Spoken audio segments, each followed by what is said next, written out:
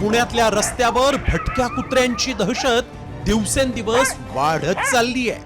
कारण पुणे शहरात भटक्या कुत्र्यांची संख्या तब्बल 2.5 लाखांच्या वर गेली.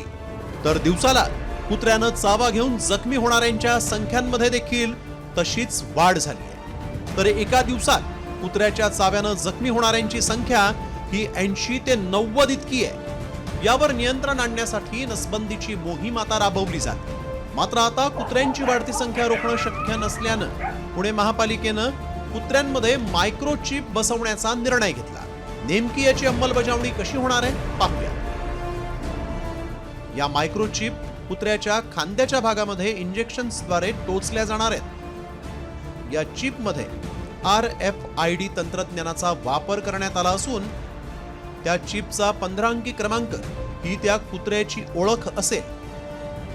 सुरुवातीच्या टप्प्यात 600 कुत्र्यांना मायक्रोचिप लावण्यात येणार आहे.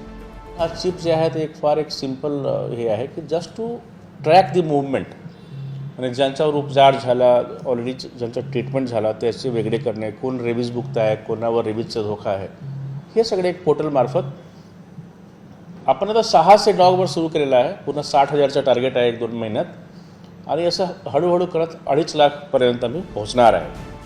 कुत्र्यांच्या या विशिष्ट क्रमांकांमुळे नसबंदी, लसीकरणाची अद्ययावत माहिती ऑनलाईन उपलब्ध होईल. तसंच ही मायक्रोचिप एकदा बसवावी लागेल.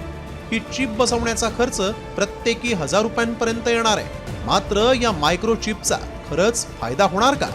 यामुळे कुत्र्यांची वाढती संख्या नियंत्रणात येणार का? हे येणाऱ्या काळातच कळेल. सागर आव्हाडसह साम टीव्ही न्यूज पुणे. आता isakal.com आहे देशातील नंबर 1 ची मराठी न्यूज वेबसाईट.